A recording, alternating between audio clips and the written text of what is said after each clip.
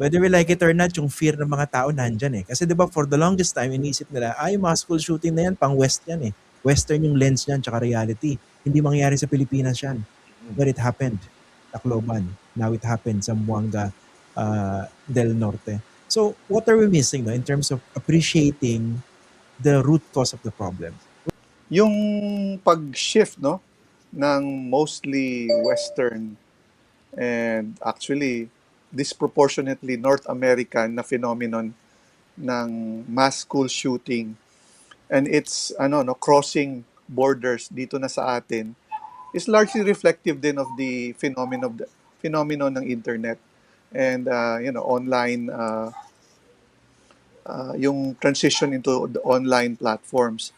So ganun din, parehong-pareho. And what is consistent, and I think all of the major reports that are reporting on this phenomenon called NVE or nihilistic violent extremism, widespread na siya, Christian. It's all over the world, no?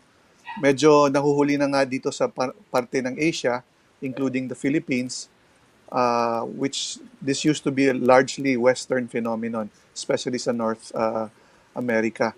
So, pero parehong-pareho ang ang proseso kung paano nagta-transition yung threat from online to offline and real life.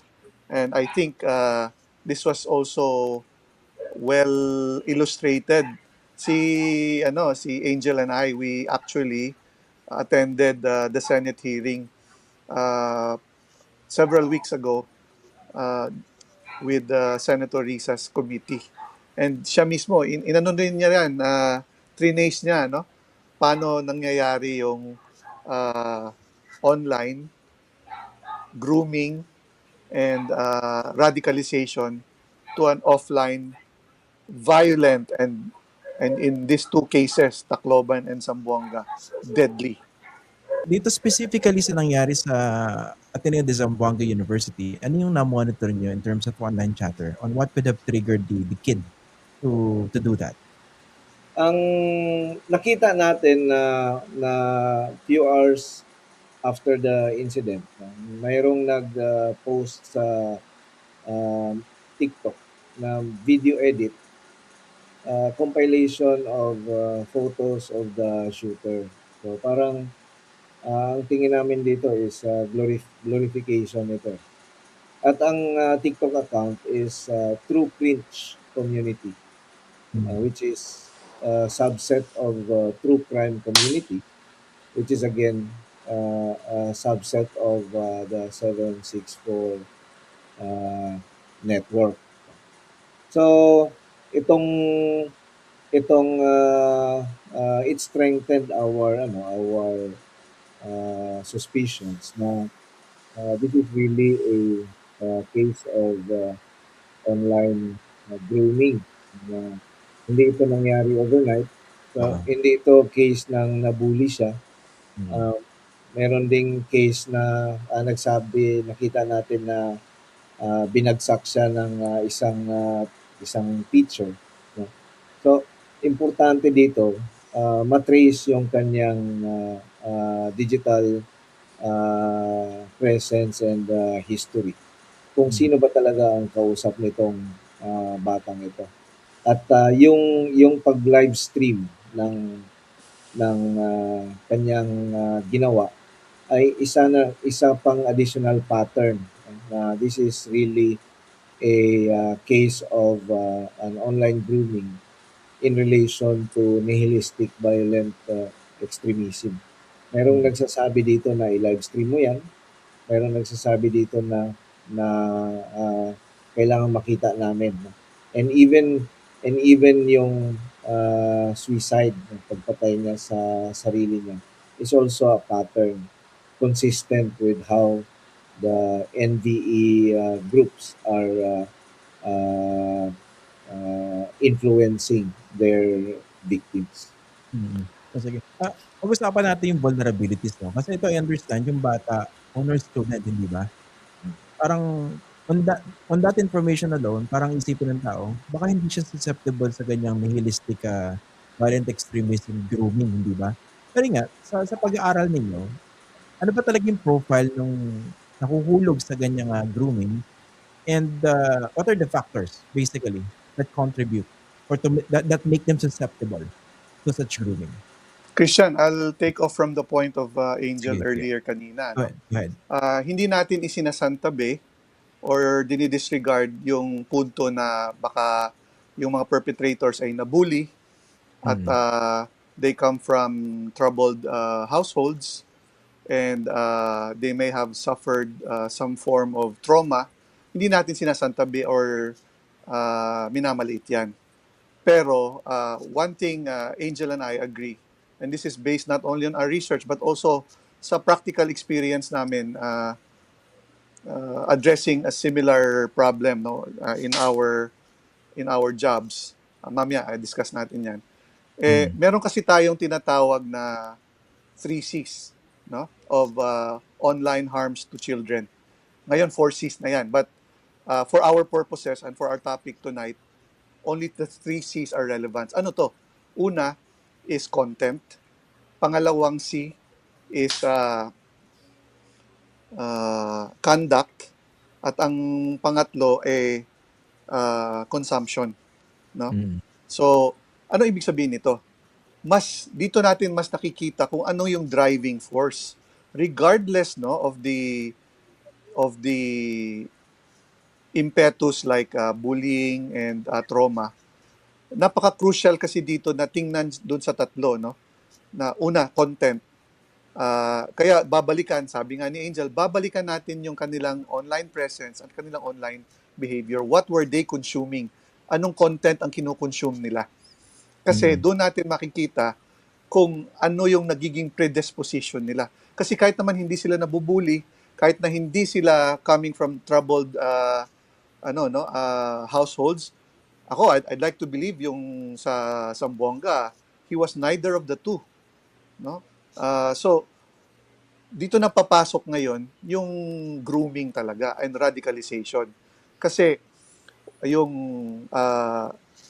content and then consumption will now lead to what we call the conduct. Yan na yung magiging epekto.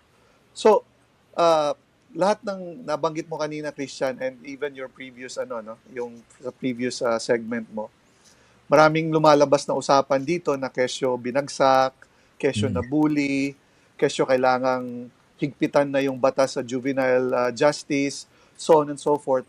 Again, these are all well-meaning, they're coming from a good place, but they actually miss the point, no? Because kung there's one thing very clear sa Tacloban at saka sa Zamboanga, nalusutan yung several layers sana that would have protected our children from committing such atrocity. So, simula doon sa pag-regulate ng platform hanggang doon sa pag-check ng behavior ng bata, hindi lamang sa eskwela kundi sa bahay, up to the point na, 'di ba, yung maharang sana sa eskwelahan yung pagdadala ng baril, all of those were missed. Ang tawag ko doon when I briefed the Senate during my testimony, Swiss cheese. Bakit? Several holes ang nilusutan niya bago siya umabot sa trahedya. So I'll pass on to Angel also to add on that point. Sige, isa-isahin natin yung Swiss cheese, no? So ano yung mga nalusutan kaya nangyari ito? Isa-isahin po natin bakit at ano yung dapat gawin para hindi ito malusutan.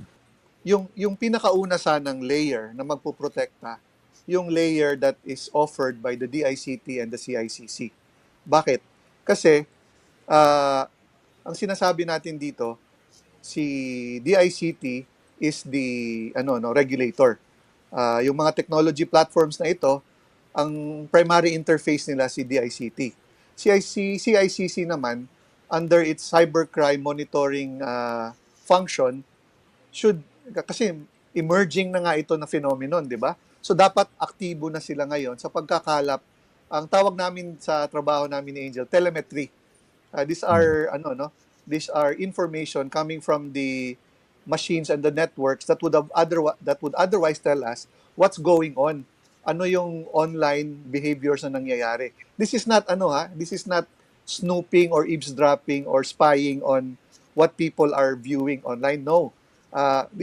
Telemetry is just readings. These are not actual content monitoring, no? Now, having said that, apparently, hindi ito nakakatch ng both of these agencies. Yan yung unang butas ng nalusutan. Pangalawa, uh, hindi rin pwede kung yung mga platforms na ito, if they are monitoring the usage of this of this gaming and social media platforms, which I presume they are, hindi rin takot din silang mag-report kasi it might be construed as a violation of the Data Privacy Act. 'Yon. So, isa na namang malusutan na butas 'yan. Pangatlo, ito na yung tinatawag natin na the absence of welfare indicators. So, 'di ba yung batang masigla, bibo, participative sa klase, biglang naging tahimik, withdrawn, nag-i-exhibit na ng violent tendencies, nakikipag-away or nabubuli. So, yan, kailangan kasi i-train yung mga teachers and non-teaching staff to triage that, pag nangyayari yan. Kasi these are mga indicators, red flags na to eh. Again, without any training on how to triage that, without any process to have a confidential and a secret way to report this na hindi binabalikan yung mga nagre-report. Again, wala rin tayong way to alert again our authorities that when they would have otherwise intervened in this case. And finally, yun nga, kapag Christian, sinabi ko na to sa'yo dati, kapag ang pulis o ang NBI ay nanghuhuli na ng mga yung mga paraphernalia, may nangungulekta na yung mga individual o mga grupo ng mga ganito paraphernalia related to this online violent communities. Ang ibig sabihin nun, late na radicalize na itong mga taong ito. Kasi, di ba, they're exhibiting nga, nagkokolekta na ng mga damit, mga boots, mga baril, mga knives, etc. So again, ang palagi naming dito, ina-emphasize ni Angel, balik ka dun sa pinagmumulan nito, which is really online.